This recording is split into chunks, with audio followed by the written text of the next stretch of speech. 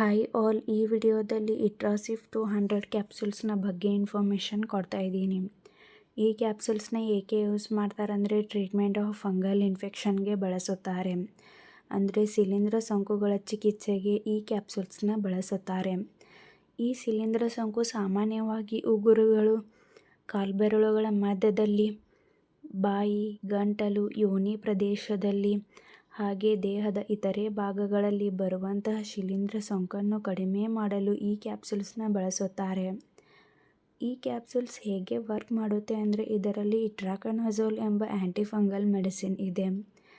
ಇದು ಫಂಗಿ ಬೆಳವಣಿಗೆಯನ್ನು ತಡೆಗಟ್ಟಲು ಸಹಾಯ ಮಾಡುತ್ತದೆ. ಈ ಕ್ಯಾಪ್ಸೂಲ್ಸ್ನ ಹೇಗೆ ಯೂಸ್ ಮಾಡಬೇಕಂದ್ರೆ ನಿಮ್ಮ ವಯಸ್ಸಿಗೆ ಅನುಗುಣವಾಗಿ ಡೋಸ್ ಮತ್ತು ಡ್ಯೂರೇಷನ್ನ ನಿಮಗೆ ನಿಮ್ಮ ಡಾಕ್ಟರ್ಸ್ ಅಡ್ವೈಸ್ ಮಾಡುತ್ತಾರೆ. ನಿಮಗೆ ನಿಮ್ಮ ಡಾಕ್ಟರ್ಸ್ ಹೇಗೆ ಅಡ್ವೈಸ್ ಮಾಡಿರುತ್ತಾರೋ ಹಾಗೆ ಈ ಕ್ಯಾಪ್ಸೂಲ್ಸ್ನ ಯೂಸ್ ಮಾಡಿ. ಇಲ್ಲಾಂದರೆ ಡೈಲಿ 1 ಟೈಮ್ ಮಾರ್ನಿಂಗ್ ಅಥವಾ ನೈಟ್ ಊಟ ಆದ ನಂತರ ಈ ಕ್ಯಾಪ್ಸೂಲ್ಸ್ನ ತೆಗೆದುಕೊಳ್ಳಿ. ಡಾಕ್ಟರ್ಸ್ ಅಡ್ವೈಸ್ ಮಾಡಿದ ಹಾಗೆ ಈ ಕ್ಯಾಪ್ಸೂಲ್ಸ್ನ ಯೂಸ್ ಮಾಡಿ. ನೀವೇ ಸೆಲ್ಫ್ ಮೆಡಿಕೇಷನ್ ಆಗಿ ಈ ಕ್ಯಾಪ್ಸೂಲ್ಸ್ನ ಬಳಸಬಾರದು. ಈ ಕ್ಯಾಪ್ಸೂಲ್ಸ್ನ ಸೈಡ್ ಎಫೆಕ್ಟ್ಸ್: ವಾಕರಿಕೆ, ವಾಂತಿ, ದದ್ದು, ಊತ, ತಲೆನೋವು ಹೀಗೆ ಮೈನರ್ ಸೈಡ್ ಎಫೆಕ್ಟ್ಸ್ ಆಗುತ್ತದೆ. ಈ ಕ್ಯಾಪ್ಸೂಲ್ಸ್ ನಿಮ್ಮ ಬಾಡಿಗೆ ಅಡ್ಜಸ್ಟ್ ಆದ ಮೇಲೆ ಈ ಸೈಡ್ ಎಫೆಕ್ಟ್ಸ್ ಎಲ್ಲ ಡಿಸಫಿಯರ್ ಆಗುತ್ತದೆ. ಒಂದು ವೇಳೆ ಹೀಗೆ ಲಾಂಗ್ ಟರ್ಮ್ ಆಗಿ ಕಾಣಿಸ್ಕೊಳ್ತಾ ಇದ್ದರೆ ಕೂಡಲೇ ಡಾಕ್ಟರ್ಸ್ನ ಕನ್ಸಲ್ಟ್ ಮಾಡಿ.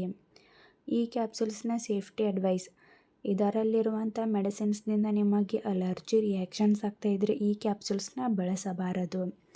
ಈ ಕ್ಯಾಪ್ಸೂಲ್ಸ್ನ ಆದಷ್ಟು ಅಪ್ಸೆಟ್ ಸ್ಟಮಕ್ದಿಂದ ತೆಗೆದುಕೊಳ್ಳುವುದನ್ನು ಅವಾಯ್ಡ್ ಮಾಡಿ. ಹಾಗೆ ಈ ಕ್ಯಾಪ್ಸೂಲ್ಸ್ನ ಚಿಕ್ಕ ಮಕ್ಕಳಿಗೆ ಬಳಸಬಾರದು. ಹಾಗೆ ಈ ಕ್ಯಾಪ್ಸೂಲ್ಸ್ನ ಡಾಕ್ಟರ್ಸ್ ಅಡ್ವೈಸ್ ಮಾಡದೇನೆ ನೀವೇ ಸೆಲ್ಫ್ ಮೆಡಿಕೇಷನ್ ಆಗಿ ಹಾಗೂ ಲಾಂಗ್ ಟರ್ಮ್ ಆಗಿ ಬಳಸಬಾರದು. ಈ ಕ್ಯಾಪ್ಸೂಲ್ಸ್ನ ತೆಗೆದುಕೊಳ್ಳುವಂಥವರು ಆಲ್ಕೋಹಾಲ್ ಸ್ಮೋಕಿಂಗ್ನ ಅವಾಯ್ಡ್ ಮಾಡಿ.